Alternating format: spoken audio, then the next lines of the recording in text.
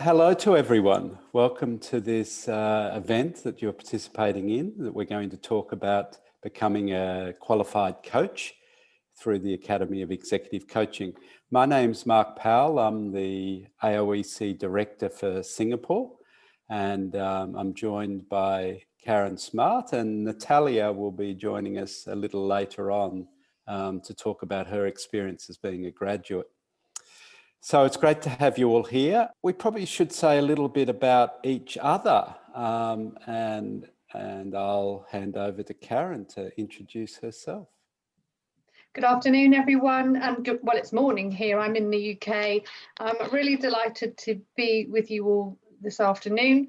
I think these events are always really exciting because they're full of new potentiality. So a very warm welcome from my perspective. I head our consultancy team. I've also previously been a member of our faculty for the last 7 years on our practitioner diploma, and that's really our flagship qualification. So a lot of this afternoon's session will be focused around what opportunities for learning there are on that. And I guess the reason why I'm so passionate about it has been born out of my own experience of having been a freelancer, having studied on our practitioner diploma, and really experienced firsthand the learning that comes from that. And then it's my great delight to share that and pass it on to others. Thank you, Mark. Thanks, Karen. I'll just say a little bit about myself. I've been a coach now for about 12 years, full time. I've worked across 14 countries, most of those in the Asia Pacific region.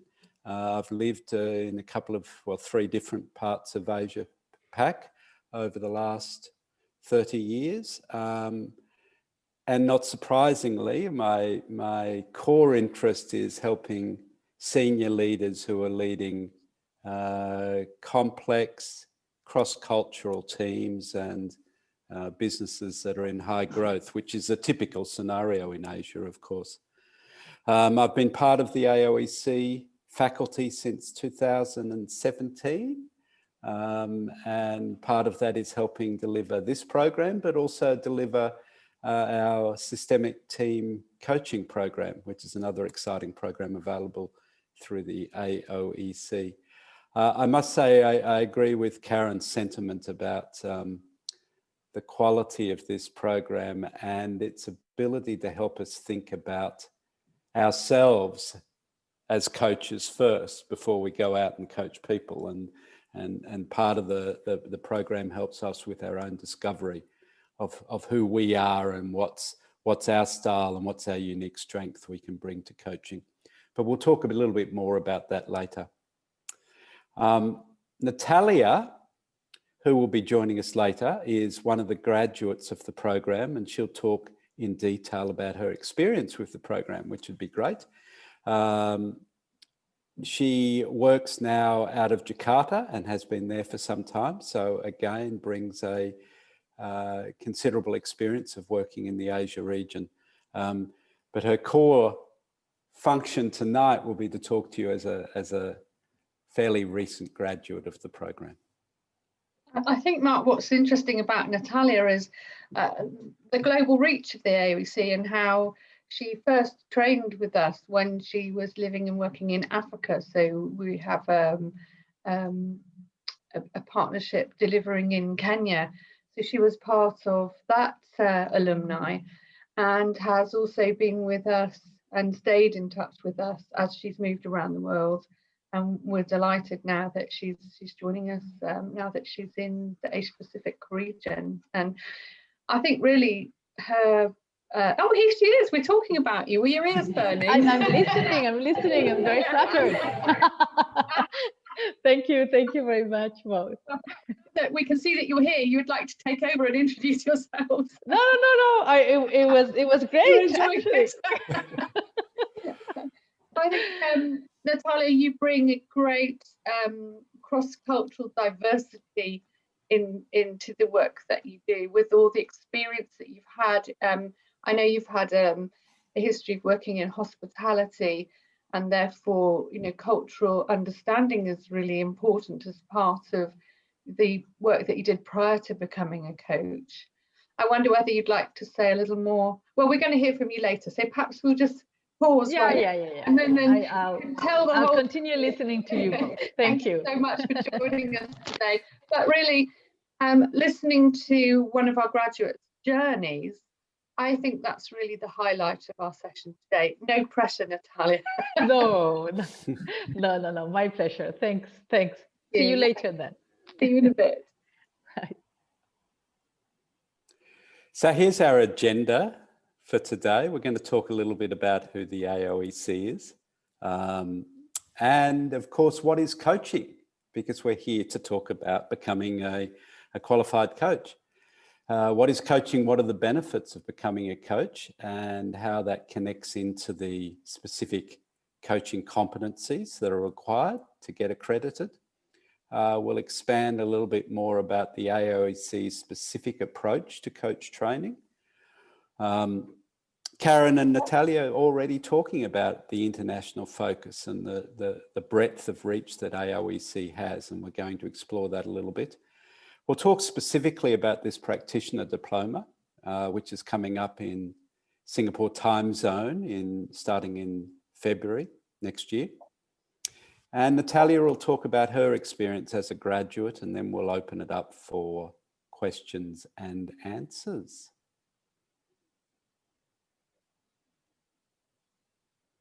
Do you want to talk to this? Talk to this. So I'm happy to. So I'm really proud to serve the AoEC. We've been established 20 years ago, and it was originally formed by an entrepreneur, John Leary-Joyce, who's an expert in Gestalt, having come from a Gestalt therapeutic background, and in fact previously was CEO of the Gestalt Centre in the UK. And so the training has been delivered over that period of time, and obviously developed along the way. And we're really proud now that after 20 years, we've trained over 14,000 people. And actually, that's been across 74, 75 different countries. So we really do focus on global delivery. And we specialise really in open programmes, such as the one Mark was referring to, that's coming up in Singapore. And a lot of the focus of my work is to bring our programmes in-house. A lot of organisations are, having recognised the power of executive coaching, are wanting to make it more widely available within their organisations. And so, for example, we're working globally with some of the major banks. They tend to be, the UK headquartered, but with a global reach. So certainly one of our banks that's very prominent in the Asia Pacific region we've been working with. We're also working with a number of global law firms, consultancy practices, manufacturing, raw materials, theatre. I think we're in really, from a sector perspective, completely cross-sectored. We work across many different sectors, because I think there's a growing recognition of the power that coaching has to really help harness the potential that our human capital. So to really help people engage and take more responsibility for themselves, rather than this sort of devolved power thing, the old kind of style of command and control leadership. And I think it's fair to say that wherever you are in your journey, we will help you to find the right jumping in place to our skills. So if you're a coach already, then perhaps the practitioner diploma, which isn't the is going to be the focus of today's session, but we could have a conversation with you to try to find the program that suits you. If you're new to coaching and you don't know anything about it at all as well, you're absolutely in the right place. So if you have got considerable coaching skills and you're with us today, just ask that you bear with us whilst we talk through what coaching is, because some of what we're going to say may already be familiar to you. But so that the premise of the session is on a basis of zero knowledge, really. So that's really who we are. And I think allied to that, who we are really stems from our values. And the values as expressed here have been decided among the AoEC team. So this is in a truly coaching style. This is how we arrived at the values of our organisation.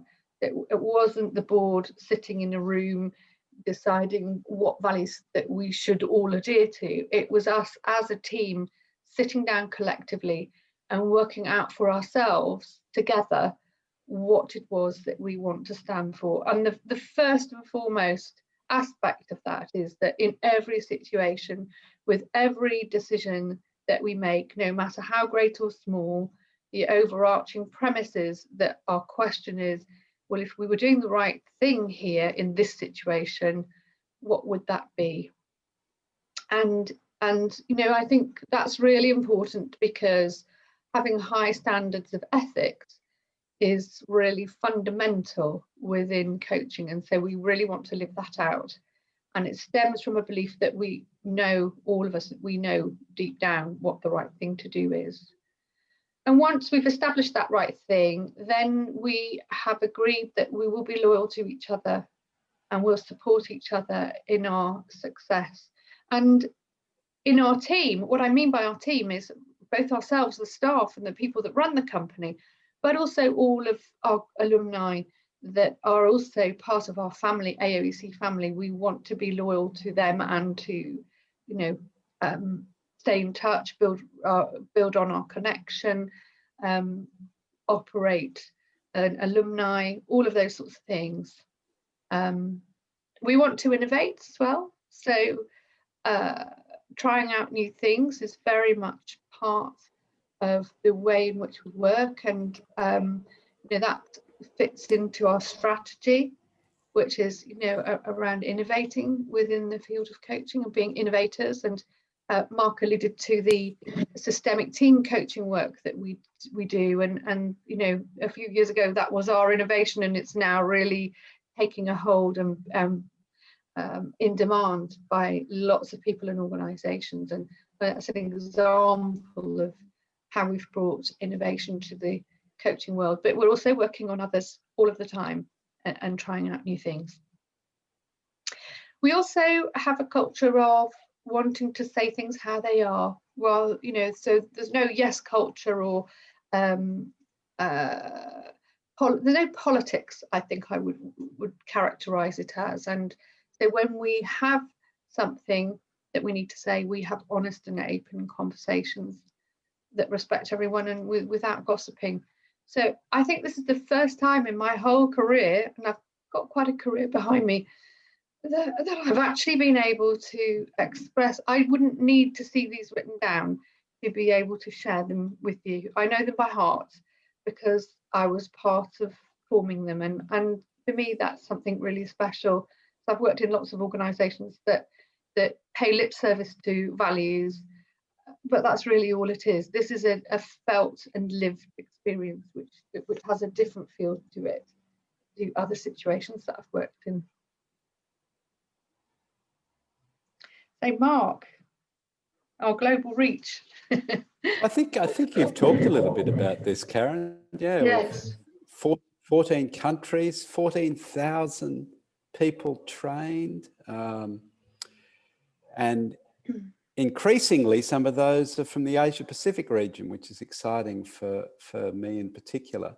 One of the things that we do well is to have this global sense and consistency of program, but a local delivery in different parts of the world, because we need to bring, of course, the cultural nuance and the business cultural nuance that's important in different regions. And they do differ from one part of the world to another.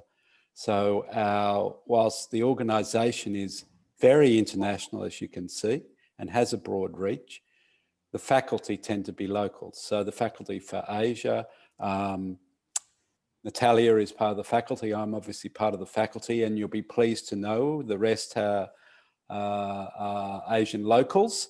And we've all, including myself and Natalia, have spent a long time in Asia anyway. So that's something that's significant about us, this global reach, but a local sensitivity to the work we do. If I might just add to that, Mark, I think it's fair to say as well that the blue areas really show where we have a consistent offering that's publicly available. It doesn't mean that we're not delivering in the grey areas. So, you know, we've recently been delivering for one of our clients in Chicago. We've done our first piece of work this year in India. A couple of years ago, we were working in Iran. So effectively, we politically allowing will work anywhere that where there is a need, because we think this is important. It's a commitment of ours. So we're moving on now to discussing what is coaching, and I think Mark, you can speak to this. Well, I think we can both speak to it. We can both. I'm happy to kick it off. What is coaching? What is coaching to me is, I always, in a simple sense, I think of coaching as how can I as a coach work with an individual and team and help them become the best version of themselves.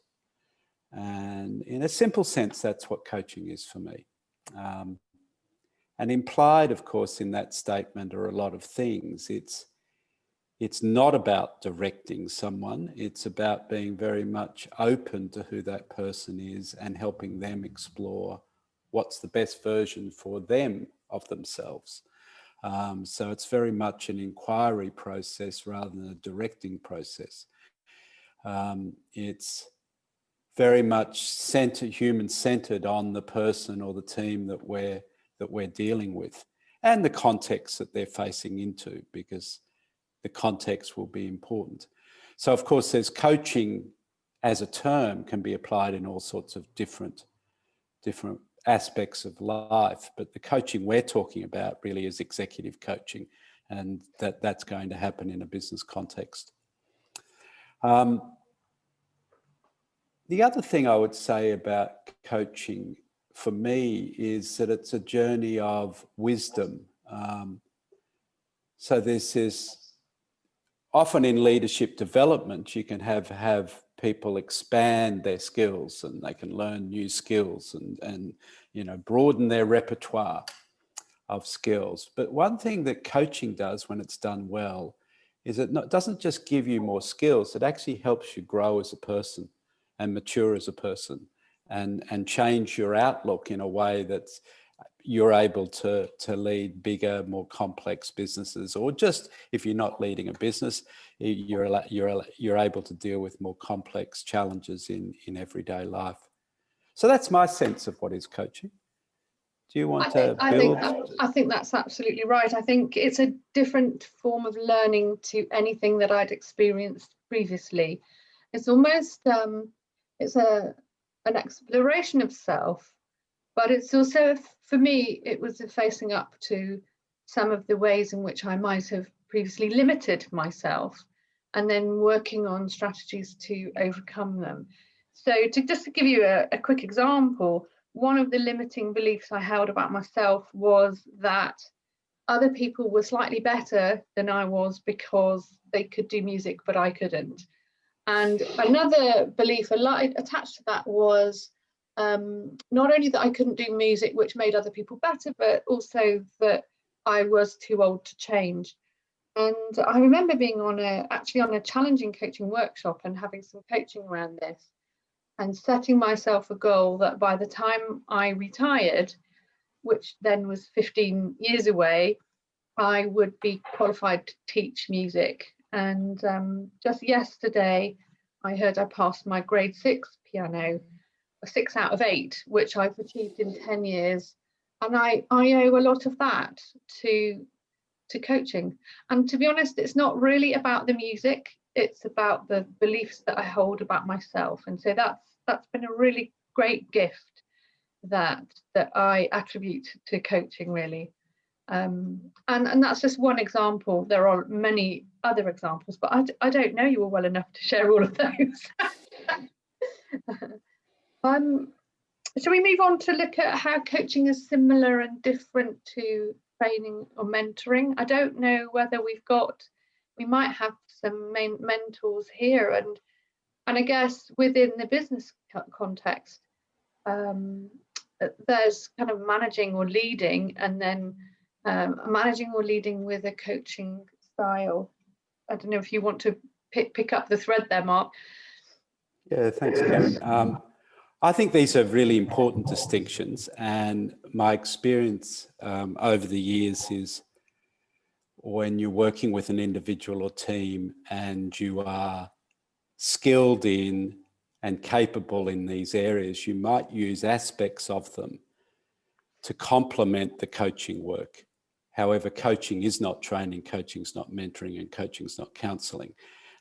Doesn't mean you can't draw on these particular areas to help the individual. And as I said, if you're confident and skilled, training is obviously very suited to particular skill teaching. So when there's a skill that needs to be learned and it's got a similar process, regardless of context and regardless of individual, training is useful to teach that skill. Mentoring is particularly helpful for younger leaders as they're coming through organisations, to have a mentor, more senior mentor in the organisation, who can tell some stories, can share some pathways, can share some experiences they've had that will help the younger person grow into a bigger leader. But both training and mentoring has as a feature very much telling as a primary methodology. So there's an expert and they have a particular set of information or skills that they want to tell someone that's learning. Coaching's different to that, because coaching is not about telling, as we talked about before. Coaching's very much about inquiring, it's about discovery, and it's about asking questions of someone. And one of the challenges a lot of corporate people have when they first step into coaching is to let go of this need to tell, because of course in corporate life often telling is a very useful skill. Training is a very important skill, and so is mentoring.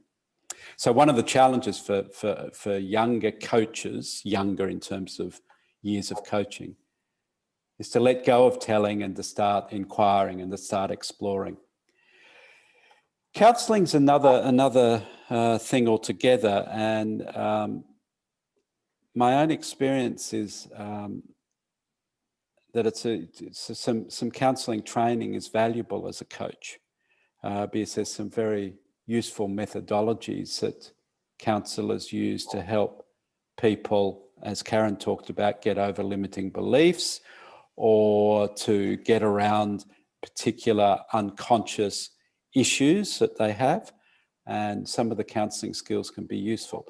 But coaching's not counselling. Coaching's focused in the corporate environment, and it's focused very much on people moving forward and finding solutions and growing from where they are, where a lot of counselling tends to be focused on helping someone go back into their past, explore what may have gone wrong in their past, and create another framework that they can use to reshape that. So all of these have a use, but they're not coaching. Is there something you wanted to add to that, Karen? I think just to share with you, Mark, that recently I was speaking to one of our graduates who said, oh, well, of course, you know, you don't like mentoring at the AoEC. And actually, that's not true. I think in the journey towards assimilating coaching skills, you really need to unlearn a lot of the other ways in which you've shown up in your life so far. And most of us know how to advise. We want to advise because we want to help people. But actually, coaching is rather the opposite. It's a withholding of advice and instead a holding of a space and a process. In order to gain that capability, we have to lay aside showing up in some of these other ways. And that can be a journey, because you know, when we've been valued for the knowledge and expertise that we have, to actually set that down and just be alongside someone can be quite a difficult skill to master. So, you know, we're working firmly with the competencies of coaching, which we'll share with you in a short while. And that involves being sure that you know that what you're actually doing is coaching, that if you think of them as different hats, you know what hat you're wearing in any given moment, and that you agree that with the client. It's not saying that these other approaches aren't valuable, because they really are. It's just a question of being really clear that you know that when you're coaching, and your client knows that you're coaching, when you're offering your mentoring skills, the person knows that that's how you're working. So it's a signaling of wearing of hats, and a management of boundaries between these different roles. And working with those boundaries is something, again, of the journey of learning the skills of coaching. I couldn't agree more. I was thinking, as you were saying that, Karen, that how often does it happen in a coaching session where the coachee who you're working with may say, so how would you handle this situation? What have you done in the past? And of course, there's that temptation to share experience, and you know, that's what a mentor would do. And in that moment, to have the ability to just sit and throw that question back at the coachee and say, well, what are some thoughts you have about that? And then to sit with the outcome of that, because having explored it with them, you may find it's something that's quite different to what you expected, yeah? And I think this is what Karen's talking about, that there's that natural temptation to want to offer up a solution or offer up an answer. But the skills of a coach is often to sit with what may at the time feel inadequate.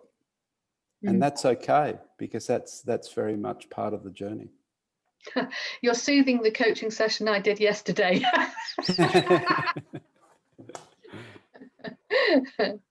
So let's move on to the definition of coaching. And, you know, I'm thinking very much of that saying you may have heard of, which is, if you give a man a fish, you feed him for a day. If you teach him how to fish, you feed him for a lifetime. And I think there's something really rooted in the coaching concept in that idea. And I think if I asked Mark for some advice and he withheld it and held a space for me, what that's really saying is that Mark believes that I'm quite capable of resolving the issue for myself. And from a confidence inspiring perspective, knowing that the other person trusts you and believes in you to do it for yourself is a really strong premise for me to do exactly that. So it's setting me up for success, although of course I have to take responsibility for the outcome, whether it's successful or not. And again, that's very much putting coaching in the space of adult talking to another adult. You know, it's about awareness and responsibility. So it's drawing out your wisdom and experience so that you or your coachee can find your own or their own solutions. It's managing. So if I'm being coached, I'm responsible for the outcome. The coach is not responsible. The coach is responsible to help me to get my own outcome. And in doing that, I'm going to have a more satisfying future. So in another few years' time, I'm probably going to be a piano teacher, which 15 years ago, I never would have anticipated. So it's a, you know, working towards something that I really want to do, that I feel called to do. And also it's about holding people to account to themselves. You know, what's your client going to do in order to get this more satisfying future for themselves? You want to add anything, Mark? I just think that the only thing I'd add is about the self-managing piece. Yes. And that's part of the satisfaction I get as a coach, and I suspect that's common to most coaches, when you hold the space for someone and allow them, as Karen said, to tap into their own knowledge and wisdom and their own creativity as well, to come up with solutions. And you can see that they start to self-manage their own worlds.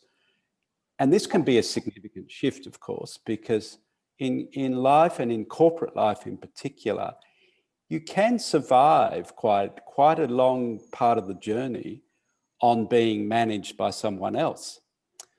And yet at some stage of leadership, if you haven't learnt to self-manage and self-author, that will unfold in a often sad way, or not positive way. So to see people learn the skills of being able to self-manage situations, create their own solutions, trust in themselves, develop a broader wisdom, that's the satisfaction you get as a coach.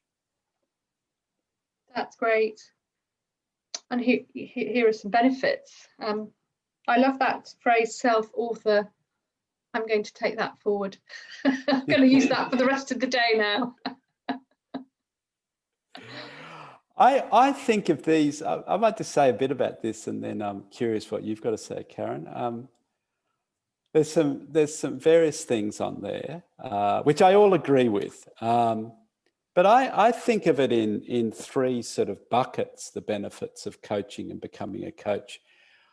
And it depends on who you are and what's the context of your life. So for some people, learning to be a coach is just a wonderful way of being a much better leader. Most of the coaching competencies that we'll look at later are actually really important leadership skills or capabilities. And what is that, point 4? The sense of how coaching capabilities are aligned with resilience and agility. Well, they've become so critical in our very complex world over the last 18 months. And coaching is something that really does equip people to be more resilient and more agile. So if you don't even have to be a coach to get the benefits of coaching. You might be a leader, you might be an aspiring leader, and you might want to stand out from the crowd. And one way of doing that is to adopt a coaching style and to learn a little bit about what coaching is. There's also, of course, a journey for people who are maybe finishing corporate life and want another career, and they can take on a career as a coach, or they can take on a portfolio career, of which part of that is being a coach.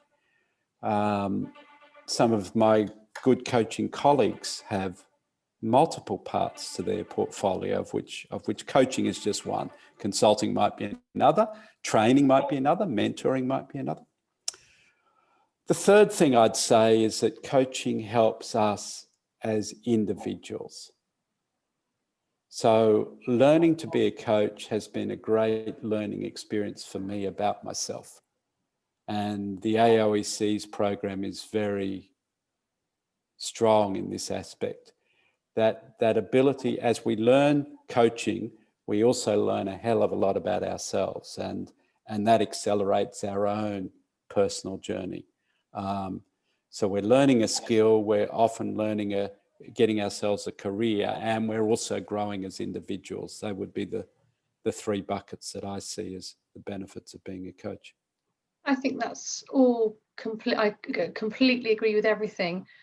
And to share my perspective, I think the biggest thing that becoming a coach gave me was just taking my listening to a whole different level. I thought that I was quite a good listener before I became a coach, and I learned that actually I wasn't, that I had a particular listening style, and deepening that and growing in confidence and being able to listen much more effectively helped me to have quite a profound shift. And I think that at the time, as I said, I was self-employed. I think that my clients noticed it, and my business became more successful as a result, really, just of listening better. It's quite simple. really. And there was a lot more to it than that, but that was one really important benefit for me personally. Can we move to the competencies? Yes, oh, we've got our approach first. Maybe you'd like to talk through the approach, and then I'll share the competencies that we work with. Well, one of the important parts of our approach is that we offer accreditation with all three professional accrediting bodies.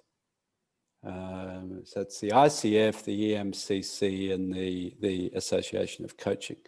So are we the only group, Karen, or one of the only groups that's I think so, yes. That's a pathway towards accreditation by all three professional bodies. And why is that important? Well, it gives you options, of course. So you're not locked into one pathway of accreditation. You've got three choices. And different, again, my experience as a coach is that different people are suited to different accrediting bodies. So that's actually quite important to have that option available. Our faculty are, as I said before, they're local in that they know the nuances of the local markets, and they've built businesses in those markets, and that they're also business people. By business people, they're either corporate people or they've developed their own startup businesses and grown those successfully, or often a combination of both. One of the other distinguishing features and really strong features of our program is that we don't bring a particular philosophy or model. So there's no one AoEC model. Rather, we teach a range of different models so that you're able to see some of the different ways in which you can bring models into coaching, and you've got a broader repertoire. The other reason for doing this is our experience is that different people suit different models. So by learning multiple models, you get a sense of which one may suit you and which one feels comfortable. It's kind of like putting on the right clothes, isn't it? Different people like different outfits. So it plays to your strengths to have this more eclectic mix of models and programs available to you. We're experiential in style, so we want to work in the experience of the here and now, and we do that, and we practice constantly in our training program. So it's not theoretical. You are learning, you are being a coach while you're learning about coaching. We have a blended learning approach. So part of this is that we have the workshops, of course, which are now virtual. But you also have some, in between workshops, there's some e-learning programs.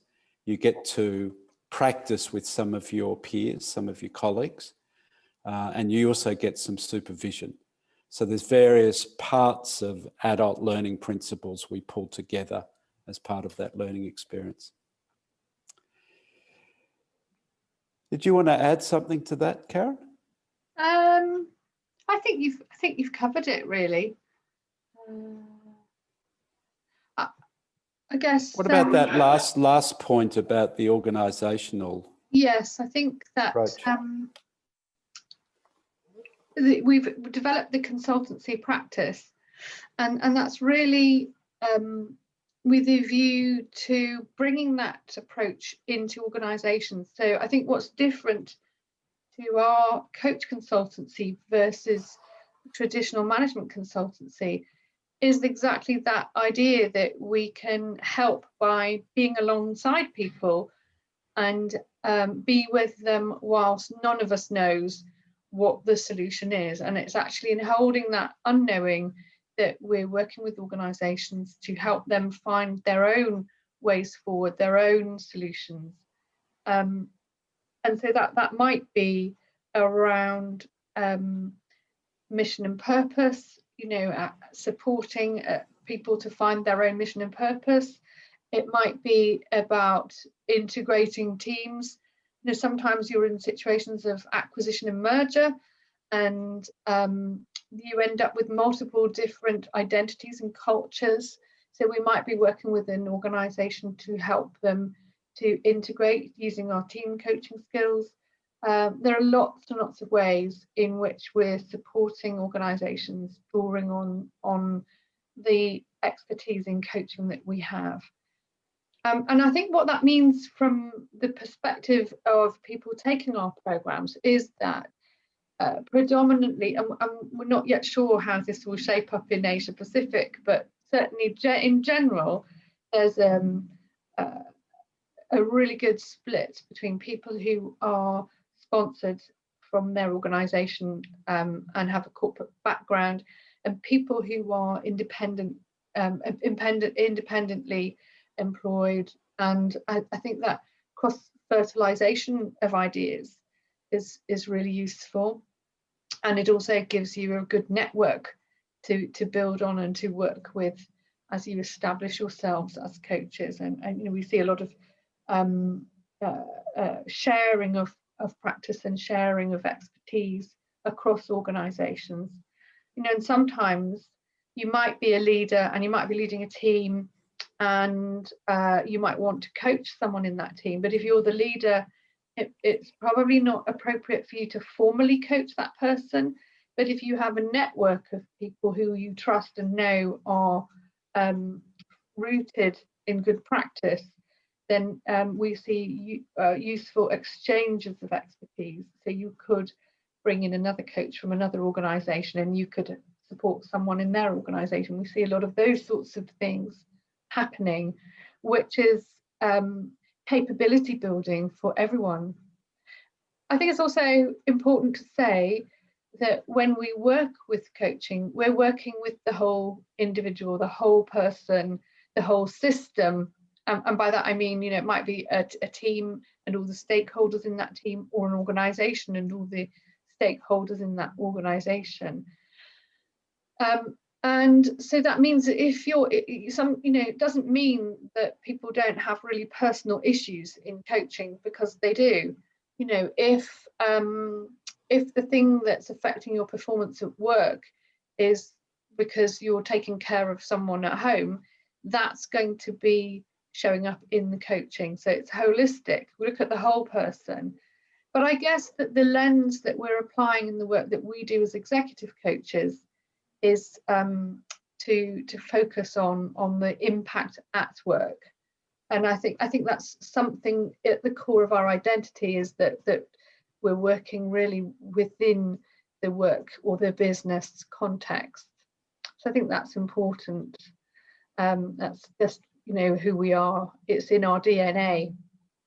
There was something else. I think that's really important. Thanks for raising that, Karen. That you'll be in a class of other people that are almost totally from a corporate space, and that the richness of that experience.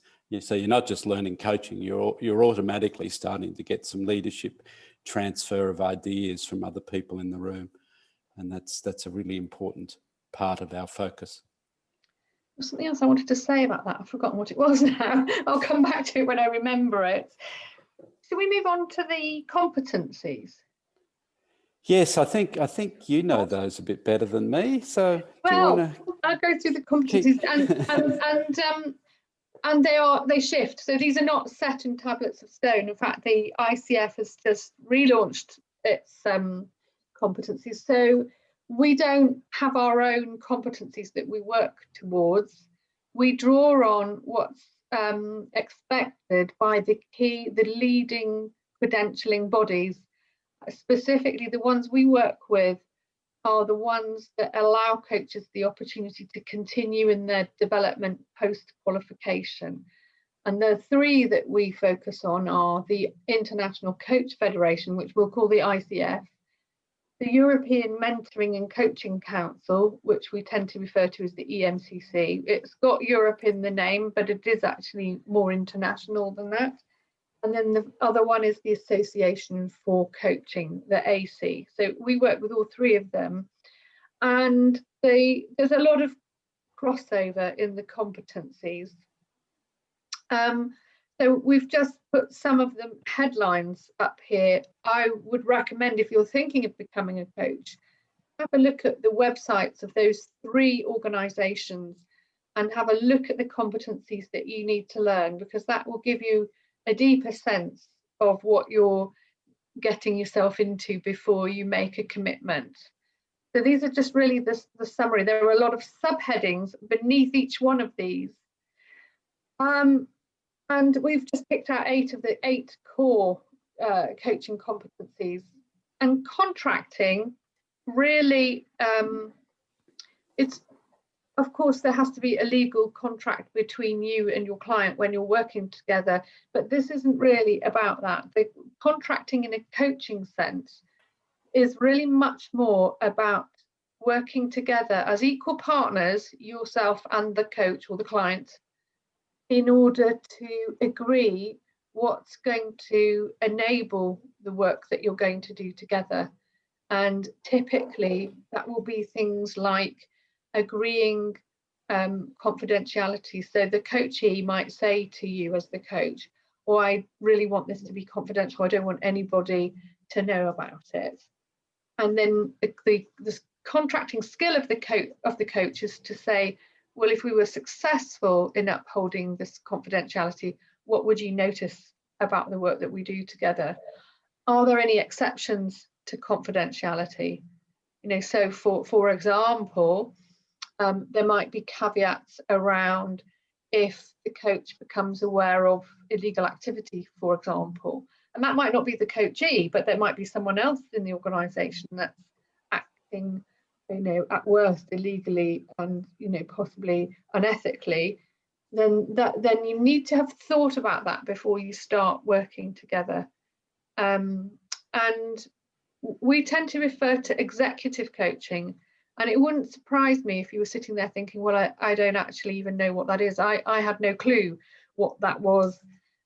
And there are many definitions. For us at the AoEC, executive coaching refers to being in a situation where you're working with someone who serves an organisation and is executing things on behalf of the organisation. So the contracting within the executive coaching setting is more complex than in life coaching, because typically the payer will be somebody different to the recipient of the service.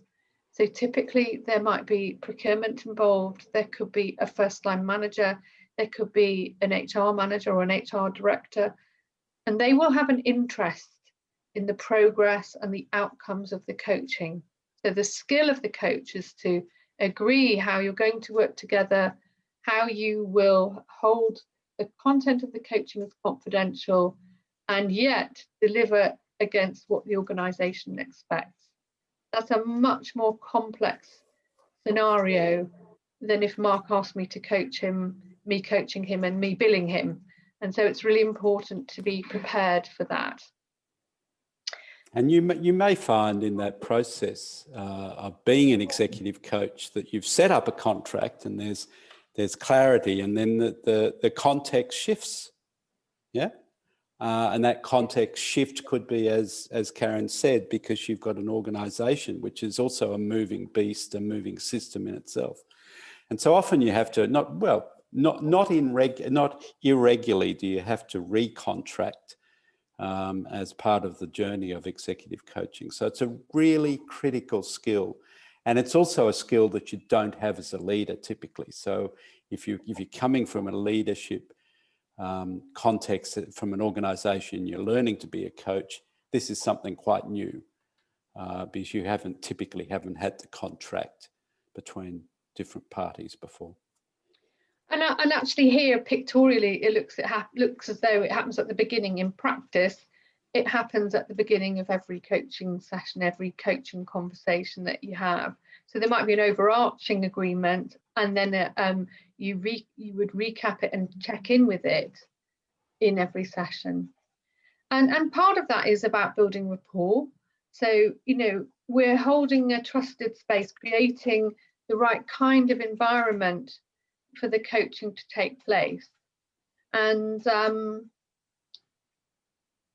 in order to do that, you have to have a really strong relationship. And part of that is about really active listening. So I said to you that my listening improved as a result of this training. And then the questioning. So the questioning is a different skill of questioning. This is not questioning to understand what's going on. It's questioning to help the client understand where they are and what's going on for them in the situation. So I could coach someone on something highly technical and not understand it at all, and it doesn't matter. I don't need to as the coach, provided the coachee does. That's all that matters. Expressing self is a tricky competency because, as we've said, we're removing all advice and knowledge. How do I express myself to the client if I'm not providing my expert knowledge, wisdom, and advice? And that can be done in a lot of different ways. So that might be done in the way that you propose experimental ways of working together, drawing on creativity. It could be sharing, physically what you experience as you listen to someone's story. There are lots of different ways of doing it, but it takes training and practice to master it. And the objective of all of it is that you're helping the client to gain some deeper understanding. The coach's job is also to manage the progress. So, you want to create this trusting and safe environment for the client. And that means you don't want them to think about how much time you've spent, where you are in the session. That's the coach's job, and it's the coach's job to finish on time and to close well. So creating a good ending to the whole assignment, but also within each session of every assignment as well.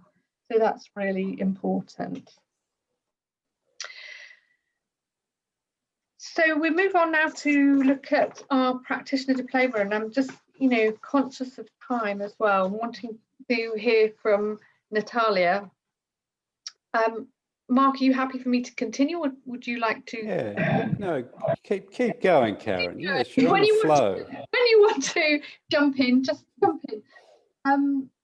The practitioner diploma is going to be in 14.5 days over 4 months.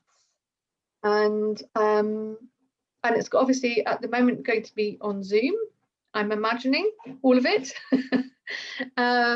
And what we've experienced in delivering our practitioner diploma on Zoom is that it works every bit as effectively as our experience of working face to face. In some ways, I think that it facilitates a greater intimacy, because I think people are sitting in their own environments. What you get from coming on the course are the embedding of the core coaching competencies, which I've just shared with you. You'll be able to think deeply about who you are and what that means about how you coach, so that you end up with your own personal, unique approach to coaching. There's a strong e-learning component, and as I mentioned, it's in the business context. Something that I hadn't really thought about before I took the training was the degree of personal development that you get as the coach, because it's highly experiential. You're going to be on every day, every module, you're going to be practicing your skills. You're going to be offering your skills to someone. You're going to be the recipient of someone else's skills. So you'll have an opportunity to be coached a lot. And that's really helpful and beneficial. You'll also have the opportunity to observe other people coaching. I can't think of another scenario in which you'd be able to learn so richly. So you watch others coach, and then you offer them feedback as you receive feedback from your peers and from the faculty. It's a route to becoming a credentialed coach. And I'd say it's a good idea to have some knowledge of coaching already, or some introductory training, or perhaps to already be coaching or have been coached. Will really help you to make a success of this programme. I'll just share with you the structure. So over the 4 months, you'll be following the progress. It progresses as if it were a coaching assignment. So at the top of this diagram, you can see the beginnings, middles, endings evaluation.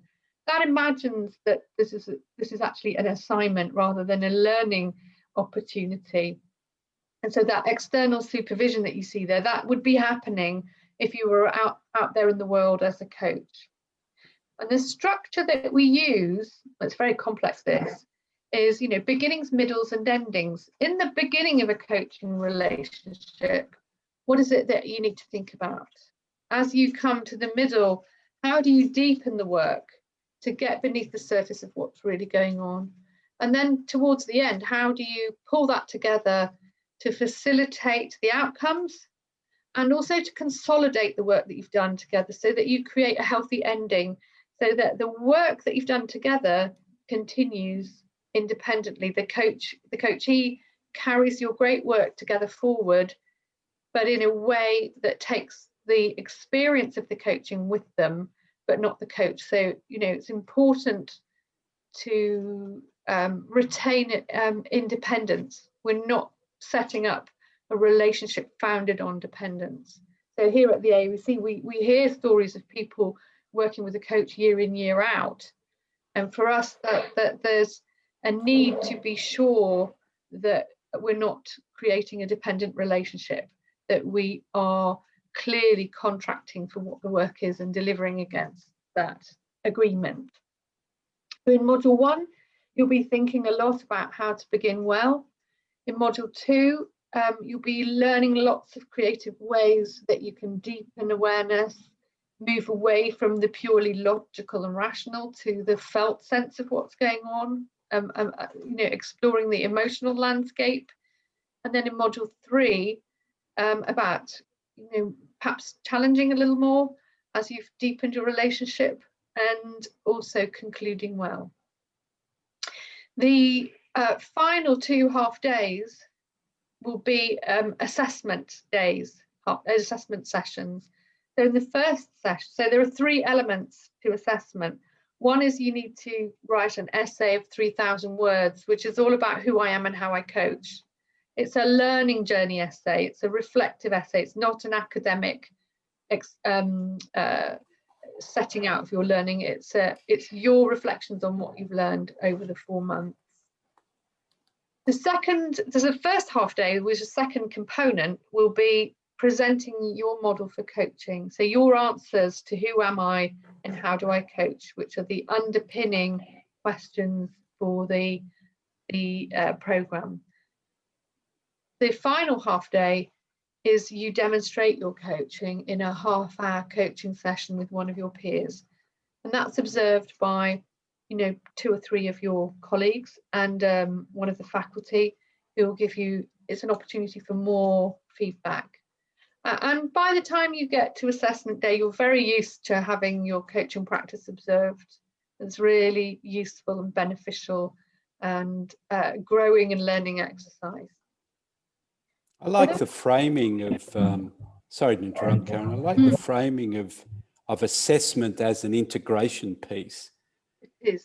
Because that's such an important skill in leadership and in life, actually, is to go through experience and then to step back and just be able to integrate what that experience was for yourself. So, you know, just that reframe may be useful for people, rather than it is an assessment, but an important part of that assessment is you're integrating all of this knowledge and all of this new experience you've had into a way of being.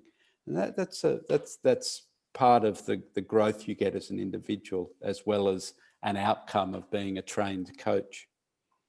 I would say that days 13 and 14, the assessment days, are learning days. And it's rich because you share who you are and how you coach, and you learn from that sharing. But more importantly, you listen to who other people are and how they coach. And that's a really rich theme of learning as well.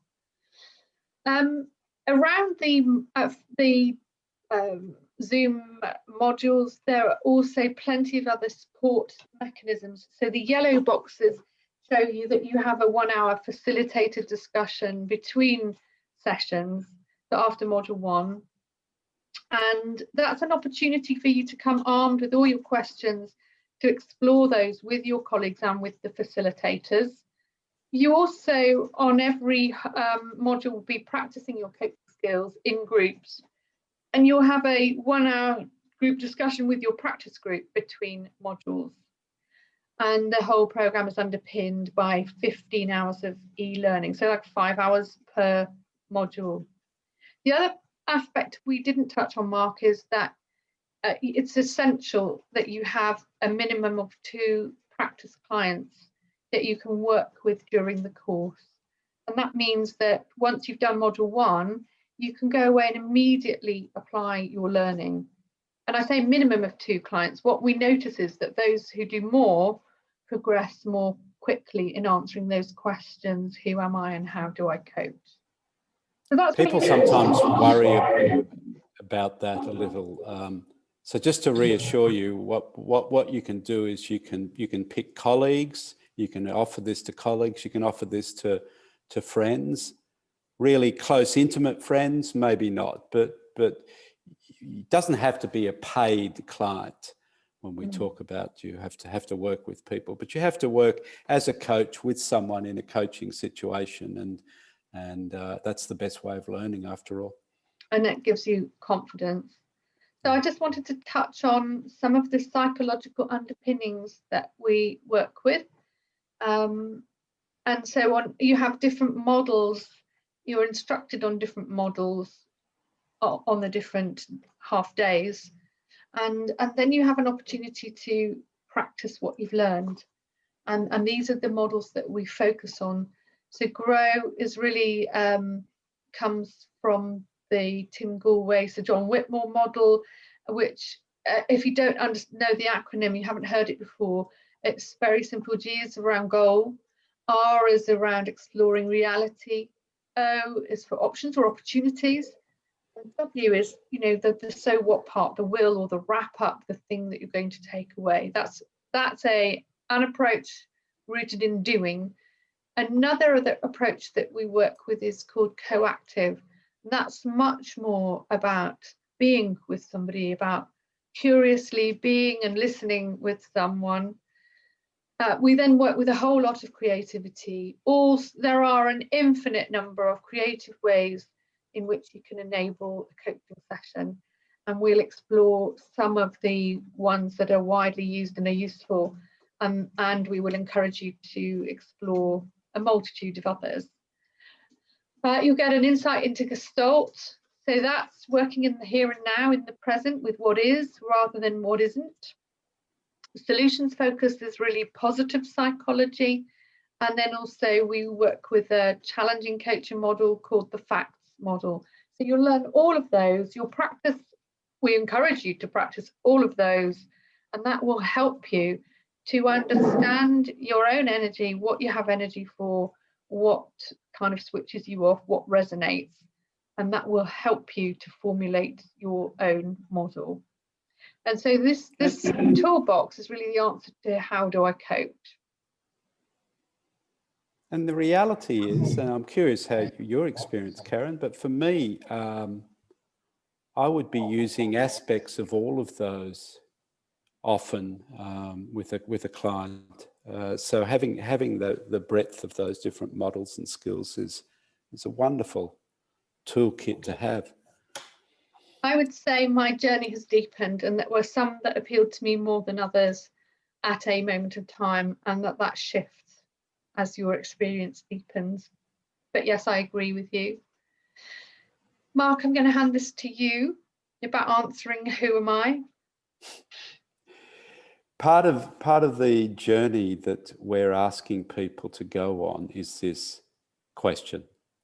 And that's, as Karen said, part of the assessment piece is being able to talk about in your writing and also in your presentation about who are you. This idea of peeling back the onion and getting to know a deeper sense of ourselves and who we are and the strengths and limitations we have and our inner motivations, which is a fundamental aspect of coaching. So this is a really important part of the journey for you as you become a coach, to also deepen that sense of self-awareness. Because one of the things we need to do as a coach is we need to be able to show up with a certain amount of presence, and that requires us to have a certain level of self-awareness. And we also need to be able to model things. We need to be able to model what it's like to sit in uncertainty, to model what it's like to be able to express our emotions without being captive to them. So yeah, this is a really fundamental part of being a coach, is also learning who am I and peeling back the layers. So thanks, Mark. Natalia, delighted to welcome you back. Thank you. We'd be very grateful if you would share your experience of your coaching journey. I'm going to switch my camera off for a moment. I just need to go and grab a glass of water. So I'm sorry that, but do continue. So just excuse me a minute. But I think really the highlight is to hear the learning journey from one of our graduates. So welcome to you, and thank you so much for joining us today. Thank you very much, Karen and Mark. So yeah, my journey, I started with AoEC when I was in Kenya. I think I was already coaching informally for years. So I was a consultant at the time. And I mean, I was really listening to what Mark was saying and Karen about switching hats, right? Like as a consultant, basically saying what you should do, or ideally what should be done, and then taking that hat off and putting the coach hat on, where you're more questioning, right? So I was in that, I think, space informally when I found AoEC and decided to become an accredited coach. And I do think that it was truly a tipping point for me, because that exercise of who am I, it's actually more powerful than I was expecting. And it was a great discovery. It's like elevating yourself to the next level. That's how I felt it. That's how it was for me, at least. And at the same time, of course, we learn all these techniques and what coaching is about, and we share it with the people we are in the cohort, and we discover so many things. So for me, it was truly a wonderful discovery. And coming from hospitality, as I said, for me, it was all about service, and coaching is a way of giving more service and helping others.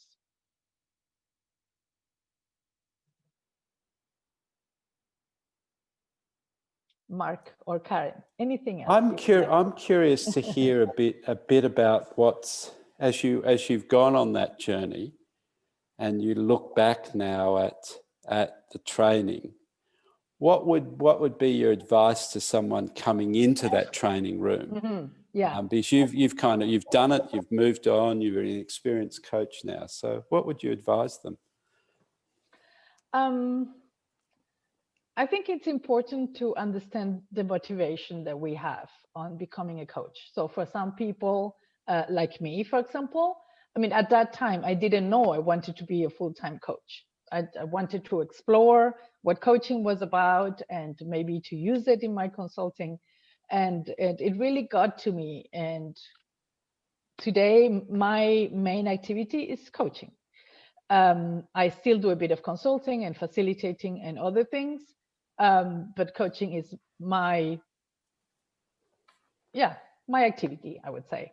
So I think as an advice, I would say, what are you expecting out of this? And what would you like to do with coaching? Maybe reflect on that before coming in. By all means, do it, because I think even if your aim is not becoming a full-time coach, coaching is always a great tool in whatever area or industry you're in, right?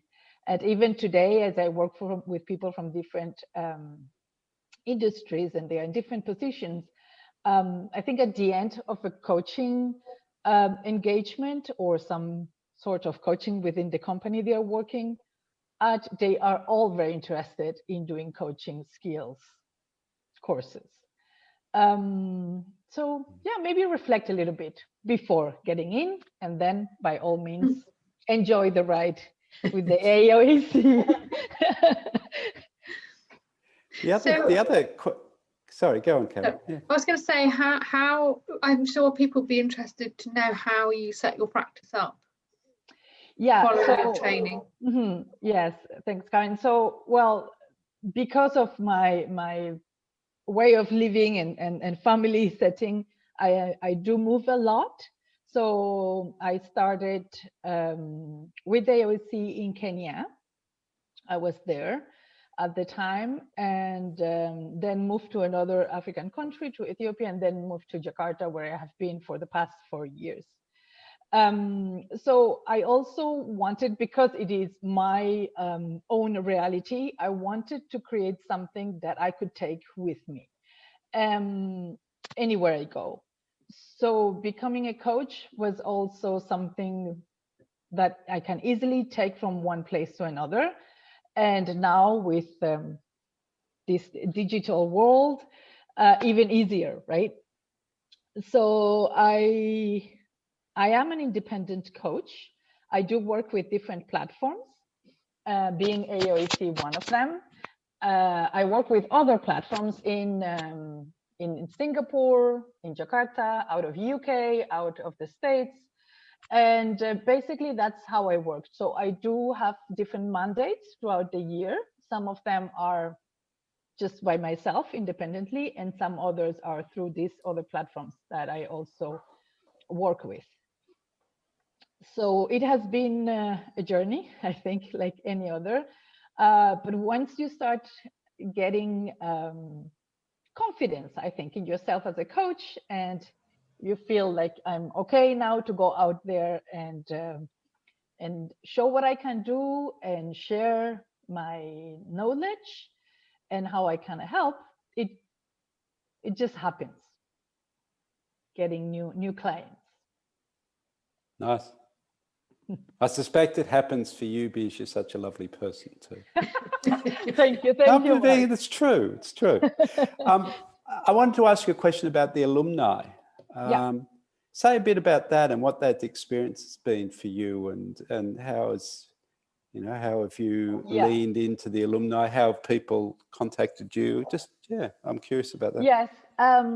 I think that the network, the alumni network of AoEC is a very strong one. First of all, because the people who attend the courses are, for me, very interesting people. What they can offer, it's amazing. They all come from different backgrounds. They are working normally in very interesting companies or have very interesting positions, and that is knowledge. And as we coach one another, something that we share and we take with us. As I said, I was in Kenya at the time, and I am still in contact with the people from there and the new people I have met through the journey. And yes, of course, if there is something in another part of the world that we can be of help, we reach out, and that's how the network grows, right? Indeed. I always find your story very inspiring, Natalia, and I always feel slightly jealous that I'm just sitting here near London. I want to move around the world as well. Well, Karen, you wouldn't be jealous when you get all the boxes and they contain I have done it once. I was lucky enough to spend a couple of years in Mexico City, so I have an insight. Yeah. In fact, we were there at the same time. We worked out the other day. We didn't know each. What a shame we didn't know each other then. So I'm conscious of we've got maybe 15 minutes left. For those that are still with us, it would be great to hear your questions. If you've got some, throw them into the Q&A. They might be to Natalia about her journey as a graduate. They might be to Karen or myself, or all three of us will do our best. If you want to use the Q&A function. Or I believe that Georgia may be able to unmute you. In fact, I think I can do that. So now is the chance to ask any questions. And of course, it doesn't have to be in the next 15 minutes. If something occurs to you at a later stage, we're always open to a further follow-up conversation with you.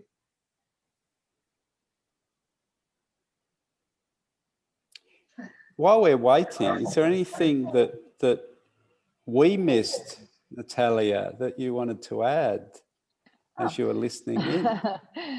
No, I think it was very clear and extensive, actually. When I started, I mean, before I joined the AoEC course, I wasn't very clear on what coaching was, as in what were the limits of coaching, which you were explaining, right?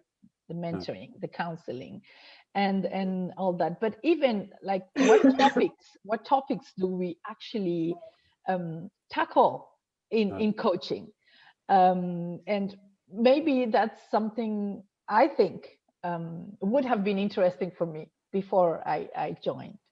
Yeah, it's a nice thought. Yeah. I think something that occurred to me that we didn't touch on is if what we've said to you is of interest and you want to know more, then I'd really encourage anybody to read some books on coaching. And I mean, there is a reading list that comes with the course, but I think if you can perhaps read the Sir John Whitmore book on performance, coaching for performance, for example, prior to coming on the course, I think that will also set you up. And you know, it's not a heavily academic course.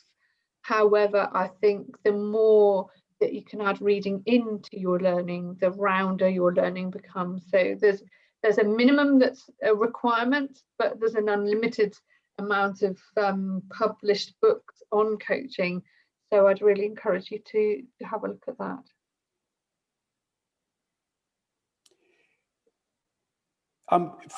In terms of that question you asked, Natalia, what are some of the things that, and I'll have a go at this first. I was just thinking then about, that's a great question, and from the people I'm coaching at the moment, what are some of the issues? And they're quite varied, aren't they?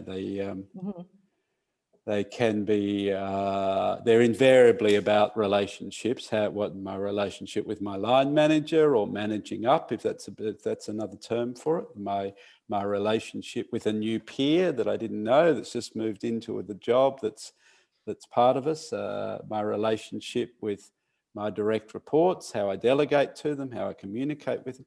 So there's a real plethora of topics just in that interpersonal relationship space. And then there's the intrapersonal piece, which is, you touched on, Karen, which is, our own limiting beliefs, or sometimes our own overestimation of ourselves, and our unconscious biases and all those sorts of things. So that's another category of issues that come up in coaching, invariably in a corporate context.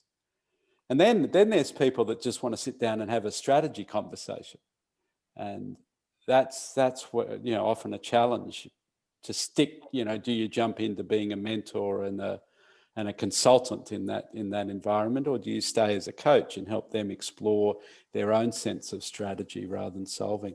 So there's some of the things that I experience anyway, as part of what are the issues. And thanks for your comment, Natalia. I don't think I really knew what coaching was on day one of my practitioner diploma either, if I'm honest. And it was a bit of a shock. And I think that actually having these sessions removes some of the stress of that. So the purpose is to inform you so that you can make an informed decision about whether this is what you want for yourself, whether you like us and our approach. And obviously we hope that you do. There are lots of coaching providers out there, but we'd be delighted if you came and joined us in your own coaching journey and became part of the AoEC family. But but we recognise there's a lot of choices, not just of coaching, but of other development possibilities. So our hope is that you will choose to come and be with us and do this, but it has to be right for you. And I think so running this session and hearing from you, Natalia, I think is a really good opportunity to get a deepened sense of whether the fit is right. We don't seem to be getting any questions, so I'm just going to share your contact details, Mark. If anybody wants to have a more personal exploration or a conversation, then do reach out to Mark. And you'll notice that we've got an early bird rate until the end of 2020. So now's a good time to sign up if you've liked what you've heard today. Any final comments, Mark? I'd just like to say thank you for being with us, and season's wishes to those that celebrate Christmas, and to those that are having an end of the year break. I hope you enjoy that. It's been a tough year for most of us, so a bit of rest and restoration is in need, I think. I'd like to really thank you, Natalia, for joining us. If we've got time, and if you're up for it, Mark, I've got a poem about commitment, which is nice. And as we've got a bit of time, I thought it might be nice to finish with a little bit of poetry. It comes from an Arctic explorer from the 1900s called W.H. Murray. And he's really paraphrasing Goethe when he says, "Until one is committed, there is hesitancy, the chance to draw back, always ineffectiveness. Concerning all acts of initiative, there is one elementary truth, the ignorance of which kills countless ideas and splendid plans, that the moment one commits, then Providence moves too. All sorts of things to help one that would otherwise never have occurred. So, whatever you can do, or dream you can do, begin it.